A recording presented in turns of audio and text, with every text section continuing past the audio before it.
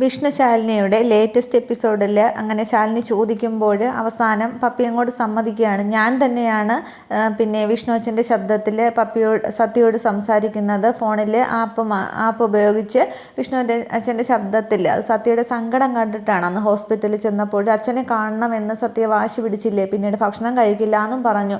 അപ്പോൾ അതിനു വേണ്ടി ഞാൻ ചെയ്തതാണ്. സത്യയുടെ സന്തോഷം മാത്രമേ ഞാൻ ആഗ്രഹിച്ചുള്ളൂ. പക്ഷേ ഇത് ഇത്രത്തോളം സീരിയസ് ആവുമെന്ന് ഞാൻ കരുതിയില്ല.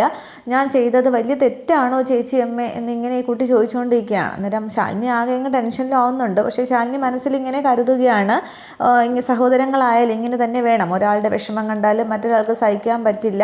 ഒരമ്മയുടെ ഗർഭപാത്രത്തിൽ നിന്ന് വരുന്നവർക്ക് മാത്രമേ ഇങ്ങനെ അങ്ങോട്ട് ചെയ്യാനായിട്ട് സാധിക്കുകയുള്ളൂ എന്ന് ശാലിനി ചിന്തിക്കുകയാണ്. തുടർന്ന് ശാലിനി പറയുന്നുണ്ട്, മോള് ചെയ്തത് തെറ്റൊന്നുമല്ല, പിന്നെ സത്യയുടെ സന്തോഷമല്ലേ ഗുണമല്ലേ ആഗ്രഹിച്ചുള്ളൂ. പക്ഷേ ഇതിപ്പോൾ എവിടെ കൊണ്ട് അവസാനിപ്പിക്കും എന്നാണ് ഞാൻ ചിന്തിക്കുന്നത് എന്ന് പറയുമ്പോൾ സത്യമാണെങ്കിൽ അവിടെ നിന്ന് വീണ്ടും ഫോൺ വിളിക്കുന്നുണ്ട്. ഒന്നുകൂടി വിളിച്ച് നോക്കാമെന്ന് പറഞ്ഞിട്ട്. അന്നേരം വീണ്ടും വിളിക്കുന്നല്ലോ എന്നും പറഞ്ഞ് ശാലിനി ഫോൺ അങ്ങ് സൈലൻ്റാക്കി വെച്ചിട്ട് ആകെ വിഷമിച്ച് നിൽക്കുന്നുണ്ട്. ഫോൺ എടുക്കാത്തതിനാൽ സത്യയും അവിടെ വിഷമിച്ച് നിൽക്കുകയാണ്.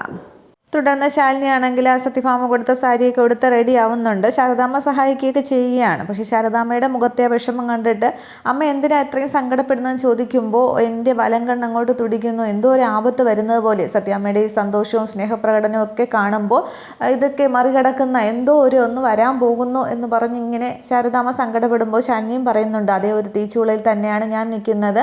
നമ്മളെല്ലാം പിന്നെ മൂടോടെ പിഴുതെറിയാനായിട്ട് വരുന്ന ഒരു ഭൂതം നമ്മളെ പിന്തുടരുന്നുണ്ട്, സുസ്മിത എന്നിങ്ങനെ പറഞ്ഞിട്ട് ആ ഉണ്ടായ സംഭവങ്ങൾ, ആ പർദ്ദയിട്ട് സുസ്മിത വന്നതും അവിടെ പൈസ കൊടുക്കാനായിട്ട് പോയതും വീഡിയോ എടുത്തതും ഒക്കെ ഇങ്ങോട്ടത്തേക്ക് വരുന്നു എന്നുള്ളത് മുഴുവൻ അങ്ങോട്ട് പറയുകയാണ്. നേരവും ശാരദാമ്മ അങ്ങോട്ട് സങ്കടപ്പെടുന്നുണ്ട്. നമ്മൾ എന്തിനാ ദൈവം ഇങ്ങനെ കഷ്ടപ്പെടുന്നത്, നമ്മൾ ആർക്കും ദ്രോഹം വരുന്ന ഒന്നും ചെയ്തിട്ടില്ലല്ലോ എന്നും പറഞ്ഞങ്ങ് സങ്കടപ്പെടുമ്പോൾ അമ്മ പറയാറില്ലേ, മുൻജന്മ പാപം അതുകൊണ്ട് തന്നെ ആയിരിക്കാം വരുന്നത്. പക്ഷേ ഇതിൽ നിന്നൊക്കെ നമുക്ക് മറികടന്നേ മതിയാകൂ എന്നൊക്കെ പറഞ്ഞ് അവരിങ്ങനെ അങ്ങോട്ടും ഇങ്ങോട്ടും സങ്കടവും പരിഭവവും ഒക്കെ പറഞ്ഞുകൊണ്ട് നിൽക്കുന്നുണ്ട്. ഈ സമയത്ത് സത്യഭാമ അങ്ങോട്ടത്തേക്ക് വരുന്നത്. ഭാമയുടെ കൂടെ ശ്യാമയും വരുന്നുണ്ട്. അന്നേരം ശാലിനി ഇങ്ങനെ അടിമുടി നോക്കിയിട്ട് സത്യഭാമ പറയുകയാണ്, പുതിയ സാരി ഉടുത്തപ്പോൾ മോള് കൂടുതൽ സുന്ദരിയായി എന്ന് പറയുന്നുണ്ട്. അന്നേരമാണെങ്കിൽ എന്നിട്ടിങ്ങനെ ശ്യാമയോട് ചോദിക്കുകയാണ്, നിൻ്റെ കുഞ്ഞേച്ചിക്ക് എന്തെങ്കിലും കുറവുണ്ടോ എന്ന് ചോദിക്കുകയാണ്. അന്നേരം ഞാൻ നോക്കിയിട്ടൊന്നും കാണുന്നില്ല എന്നിങ്ങനെ ശ്യാമ നോക്കുന്നുണ്ട്. അതിനു മുന്നേ സത്യഭാമ പറയുന്നുണ്ട്, ഈ ചടങ്ങിൽ ഏറ്റവും കൂടുതൽ തിളങ്ങേണ്ടത് മോള് തന്നെയാണ് എന്ന് പറയുകയാണ്. ശ്യാമയേക്കാൾ തിളങ്ങേണ്ടത് മോള് തന്നെയാണ്. അതെന്താണെന്ന് ചോദിച്ചാൽ അതങ്ങനെയാണ് എന്നിങ്ങനെ ഭാമ പെട്ടെന്ന് പറയുന്നുണ്ട്. പക്ഷേ ശ്യാമ അതൊക്കെ ചിരിച്ചുകൊണ്ട് കേട്ടുകൊണ്ട് നിൽക്കുകയാണ്. തുടർന്നാണ് എന്തെങ്കിലും കുറവുണ്ടോ എന്ന് ചോദിക്കുമ്പോൾ ശ്യാമ ഇല്ല എന്ന് പറയുന്നത്. അന്നേരം ഒന്നുകൂടി നോക്ക് എന്നിങ്ങനെ സത്യഭാമ പറയുമ്പോൾ വീണ്ടും ശ്യാമ ഇങ്ങനെ ശാലിനി അടി മുതൽ മുടി വരെ ഇങ്ങനെ നോക്കിയിട്ട് എൻ്റെ കാഴ്ചപ്പാടി ഒന്നുമില്ല എന്ന് പറയുകയാണ്. അന്നേരം എൻ്റെ കാഴ്ചപ്പാടി ഒരു കുറവുണ്ട് എന്ന് പറഞ്ഞിട്ട് ഭാമയാണെങ്കിൽ റൂമിൽ നിന്ന് അങ്ങ് വെളിയിലേക്ക് പോകുന്നുണ്ട്. അന്നേരമാണെങ്കിൽ ശ്യാമ ഓടി വന്നിട്ട് പിന്നെ ശാലിനിയോട് പറയുകയാണ്, പിന്നെ സത്യാമ്മയ്ക്ക് കുഞ്ഞേച്ചി ഒരുക്കിയിട്ട് മതിയാവുന്നില്ല. സത്യാമ്മ ഇങ്ങനെയാണ്, സ്നേഹം വന്നാൽ അങ്ങ് സ്നേഹിച്ചുകൊണ്ടേയിരിക്കും, പക്ഷെ ഒരു ചെറിയ പേടിയോടുകൂടി മാത്രമേ മുന്നിൽ നിന്ന് നോക്കിക്കാണാവൂ എന്നൊക്കെ പറയുമ്പോൾ ശാരദാമ്മയും പറയുന്നുണ്ട്, ഇതൊക്കെ സ്വപ്നമാണോ ഇല്ലയോ എന്നറിയാൻ വേണ്ടിയിട്ട് കൂടെ ഞാൻ തന്നെ എൻ്റെ കയ്യിൽ 2-3 തവണ പിച്ചിയെന്നുള്ളിയൊക്കെ ചെയ്തു എന്ന് പറഞ്ഞുകൊണ്ടിരിക്കുകയാണ്. ഈ സമയത്ത് സത്യഭാമ തിരികെ വരുന്നുണ്ട്. കയ്യിൽ കുറച്ച് മുല്ലപ്പൂവൊക്കെ ആയിട്ടാണ് തിരിച്ചു വരുന്നത്. എന്നിട്ട് തിരിഞ്ഞു നിൽക്കും മോളെ എന്ന് പറയുകയാണ്. എന്നിട്ട് ശാലിനിയെ പിടിച്ച് തിരിച്ച് നിർത്തിയിട്ട് ഭാമ തന്നെ പൂവാണെങ്കിൽ ശാലിനിയുടെ തലയിലേക്ക് ചൂടി കൊടുക്കുകയാണ്. ഇത് കണ്ട് ശാലിനിയുടെയും കണ്ണ് നിറയുന്നുണ്ട്, ശാരദാമ്മയുടെ മനസ്സ് നിറയുകയാണ്. ശ്യാമ ആകെ അങ്ങ് സന്തോഷത്തിൽ നിൽക്കുകയാണ്. ഇപ്പോഴാണ് എൻ്റെ വിഷ്ണുവിൻ്റെ പെണ്ണ് കൂടുതൽ സുന്ദരിയായത് എന്ന് പറഞ്ഞിട്ട് ശാലിനിയുടെ തലയിലേക്ക് ഇങ്ങനെ തലോടിയിട്ട് നെറ്റിയിലേക്കൊരു മുത്തമൊക്കെ കൊടുക്കുന്നുണ്ട്. ശാലിനിയാണെങ്കിൽ അങ്ങ് ആകെ സന്തോഷത്തിൽ നിൽക്കുകയാണ്. പക്ഷേ സുസ്മിതയെ വരുന്നുള്ള സങ്കടം മറച്ചു വയ്ക്കുന്നുണ്ട് ശാലിനി അന്നേരം. തുടർന്ന് സത്യഭാമയാണെങ്കിൽ ശ്യാമയോട് പറയുന്നുണ്ട്, കാര്യങ്ങളെല്ലാം ഒന്നുകൂടി ഭംഗിയാക്കിയോ എന്ന് നോക്കിയ ശേഷം നിൻ്റെ കുഞ്ഞേച്ചിയും കൊണ്ട് ഹാളിലേക്ക് വാ, ചടങ്ങുകൾ അപ്പോഴത്തേക്ക് നമുക്ക് തുടങ്ങാം എന്ന് പറഞ്ഞിട്ട് ഒന്നുകൂടി ശാലിനിയൊക്കെ നോക്കിയിട്ട് കൊള്ളാമെന്നൊക്കെ പറഞ്ഞിട്ട് ഭാമ അങ്ങ് മുറിയിൽ നിന്ന് പോവുകയാണ്. തുടർന്ന് ശ്യാമ ചോദിക്കുന്നുണ്ട്, സത്യാമ്മയ്ക്ക് കുഞ്ഞുവച്ചിയോട് ഇത്രയധികം സ്നേഹം ഉണ്ടായിരുന്നോ, എനിക്ക് വിശ്വസിക്കാനേ പറ്റുന്നില്ല എന്ന് പറയുമ്പോൾ അറിഞ്ഞു നൽകുന്ന സ്നേഹത്തിന് കണക്കുണ്ടാകും, അല്പം അകലം പാലിച്ചേ നിൽക്കാവൂ, അതിനവർ കണക്ക് എപ്പോഴും സൂക്ഷിക്കും, അതിനവർ തിരിച്ച് പ്രതിഫലം പ്രതീക്ഷിക്കുക തന്നെ ചെയ്യും, അത് നമ്മൾ എങ്ങനെയാണ് കൊടുക്കേണ്ടതെന്നാണ് എനിക്കിപ്പോൾ അറിയാത്തത് എന്നിങ്ങനെ ശാലിനി വളരെ ഗൗരവമായിട്ട് സംസാരിക്കുകയാണ്. ശ്യാമയ്ക്ക് മനസ്സിലാവുന്നില്ല, എന്നാലും ശ്യാമ ഇങ്ങനെ കേട്ടുകൊണ്ട് നിൽക്കുകയാണ്. എന്നിട്ട് ശാരദാമ്മ പറയുന്നുണ്ട്, സത്യം ഏതാണ് കള്ളം ഏതാണ് എന്നൊന്നും വിശ്വസിക്കാൻ പറ്റും, ഏത് വിശ്വസിക്കണം എന്നൊന്നും അറിയാൻ പറ്റില്ല, ഇനിയിപ്പോൾ എന്താ ചെയ്യുക എന്നൊക്കെ പറഞ്ഞ് ശാരദാമ്മയും കൂടി സങ്കടപ്പെടുമ്പോൾ പിന്നെ എന്തായാലും നമ്മൾ മുന്നോട്ട് പോയല്ലേ പറ്റൂ, ഒഴുക്കിലൂടെയുള്ള തിരയിലൂടെയല്ല, ഒഴുക്കിനൊപ്പമാണ് നമ്മളിപ്പോൾ നീന്തേണ്ടത്, എവിടെയെങ്കിലും ഒരു മണൽത്തിട്ട കാണുമെന്ന പ്രതീക്ഷയോടുകൂടി നമുക്ക് മുന്നോട്ട് പോകാം എന്നിങ്ങനെ ശാലിനി എന്തോ ഒരു പിന്നെ ദൃഢനിശ്ചയത്തോടു കൂടി പിന്നെ സുസ്മിതയെ തടയാനൊക്കും എന്നുള്ള ഒരു നിശ്ചയത്തോടു കൂടി തന്നെ ശാലിനി അവിടെ സംസാരിക്കുന്നുണ്ട്. ഇതേ സമയം സുസ്മിതയാണെങ്കിൽ വന്നുകൊണ്ടിരിക്കുകയാണല്ലോ. അപ്പോൾ വഴിയിലൊരു പോലീസ് ചെക്കിങ് കാണുമ്പോൾ ഡ്രൈവർ പറയുന്നുണ്ട് ഒരു പോലീസ് ചെക്കിങ് ഉണ്ട് എന്ന്. അന്നേരം വിട്ടടിച്ചോ, ഈ വണ്ടിക്ക് കൈ കാണിക്കാനുള്ള പോലീസുകാരൊന്നും ആ കൂട്ടത്തിൽ ഇല്ല എന്ന് പറയുകയാണ്. പക്ഷേ വണ്ടി മുന്നോട്ട് വരുമ്പോൾ പോലീസുകാർ കൈ കാണിക്കുന്നുണ്ട്, വണ്ടി നിർത്തുകയും ചെയ്യുകയാണ്. SI സോമശേഖരനും സംഘവുമാണ് അവിടെ ചെക്കിങ്ങിനായിട്ട് നിൽക്കുന്നതൊക്കെ. തുടർന്ന് ക്ലാസ്സിൽ വന്ന ഒരു കോൺസ്റ്റബിൾ തട്ടിയിട്ട് ബുക്കും പേപ്പറും എടുത്തുകൊണ്ട് വരാൻ പറയുകയാണ്. തുടർന്ന് പിന്നെ സുസ്മിതയ്ക്ക് അങ്ങോട്ട് ദേഷ്യം വരുന്നുണ്ട്. പക്ഷേ ഡ്രൈവറാണെങ്കിൽ ബുക്കും പേപ്പറും എടുത്തുകൊണ്ട് ഈ സോമശേഖരൻ്റെ അടുത്തേക്ക് വരുന്നുണ്ട്. അന്നേരം ഇതൊന്നും ഞങ്ങൾക്ക് കാണണ്ട, ഞങ്ങൾക്ക് വണ്ടി ഒന്ന് പരിശോധിക്കണം എന്ന് പറയുന്നുണ്ട്. അന്നേരം വണ്ടിക്കകത്ത് ആരാന്ന് ചോദിക്കുമ്പോൾ മേഡം ആണെന്ന് പറയുന്നുണ്ട്. അന്നേരം മേഡം ആയാലും ഇടവമായാലും അങ്ങോട്ട് ഇറങ്ങി നിൽക്കാൻ പറ, വണ്ടി പൊളിച്ചിടുക്കി നമുക്കൊന്ന് പരിശോധിക്കണം, ഇത് കേസ് വേറെയാണ്, വല്ലതും പിടിച്ചാൽ നേരെ മജിസ്ട്രേറ്റിൻ്റെ അടുത്തേക്കാണ്, അവിടെ നിന്ന് നേരെ അങ്ങ് ജയിലിൽ പോവും, പിന്നെ വെളിയിൽ ഇറങ്ങാനൊന്നും പറ്റില്ല, കൂടിയ ഇനമാണ്, പിന്നെ ഇത് വകുപ്പ് വേറെയാണ് എന്നൊക്കെ പറഞ്ഞിട്ട് ഈ സോമശേഖരനാണെങ്കിൽ പിന്നെ സുസ്മിതയുടെ അടുത്തേക്ക് വന്നിട്ട് ഡോർ ഇങ്ങനെ തുറക്കുന്നുണ്ടോ, ഒന്ന് ഇറങ്ങണം മേഡം, വണ്ടി ഒന്ന് പരിശോധിക്കണമെന്ന് പറയുകയാണ്. അന്നേരം എന്താ കാര്യം എന്നിങ്ങനെ ചോദിക്കുമ്പോൾ കാര്യം അറിഞ്ഞാലോ മേഡം ഇറങ്ങത്തുള്ളൂ എന്ന് ചോദിക്കുകയാണ്. അന്നേരം അല്ല, എന്നാലും അതൊരു കാര്യം അറിയണമല്ലോ, പ്രത്യേകിച്ച് ഒരു സ്ത്രീയോട് എന്നിങ്ങനെ പറയുമ്പോൾ ഓഹോ അങ്ങനെയാണോ, എങ്കിൽ പിന്നെ കാര്യം വ്യക്തമായിട്ട് അങ്ങോട്ട് പറയാം, കുറച്ച് മയക്കുമരുന്നുമായിട്ട് ഒരു വാഹനം വരുന്നു എന്നറിഞ്ഞു, അപ്പോൾ അതിന് വേണ്ടിയിട്ടാണ് പരിശോധന നടത്തുന്നത്, അത് കുറച്ച് കൂടിയ ഇനമാണ്, കുടുംബം കലക്കുന്ന ഇനമാണ്, പിന്നെ മേഡത്തിന് ഇതിനകത്ത് എന്തെങ്കിലും ഒളിപ്പിച്ച് വെച്ചിട്ടുണ്ടോ, കയ്യിലോ കക്ഷത്തിലോ വല്ലതും ഉണ്ടെങ്കിൽ അങ്ങ് പറഞ്ഞാൽ നമുക്ക് മേഡത്തെയും ബുദ്ധിമുട്ടിക്കേണ്ട, മേഡത്തിന് ഞങ്ങളെയും ബുദ്ധിമുട്ടിക്കേണ്ട, എന്തെങ്കിലും ഉണ്ടോ ചോദിക്കുമ്പോൾ യു എന്ന് പറഞ്ഞ് സുസ്മിത അങ്ങോട്ട് ദേഷ്യപ്പെടുകയാണ്. തിളക്കിയൊന്നും വേണ്ട, അങ്ങോട്ട് ഇറങ്ങി നിന്നാൽ മതി, ഇത് കേന്ദ്രത്തിൽ നിന്നുള്ള ഓർഡറാണ്, ആരെയും വിളിച്ചു പറഞ്ഞിട്ടൊന്നും കാര്യമില്ല, അങ്ങോട്ട് ഇറങ്ങണമെന്നിങ്ങനെ സോമശേഖരൻ കർക്കശമായിട്ട് പറയുമ്പോൾ സുസ്മിതയ്ക്കൊന്നും ചെയ്യാനായിട്ട് സാധിക്കുന്നില്ല. സുസ്മിത വണ്ടിയിൽ നിന്ന് അങ്ങോട്ട് ഇറങ്ങി മാറി നിൽക്കുകയാണ്. പോലീസുകാർ പരിശോധന തുടരുന്നുണ്ട്. ഇതേസമയം സത്യഭാമ അവിടെ ഹാളിൽ ശാലിനി എല്ലാവരും ഒക്കെ ഇറങ്ങി വരുന്നുണ്ട്. തുടർന്ന് കൊള്ളാം മോളെ നന്നായിട്ടുണ്ടെന്ന് വീണ്ടും ശാലിനിയെ നോക്കി ഭാമ ഇങ്ങോട്ട് പറഞ്ഞുകൊണ്ടിരിക്കുകയാണ്.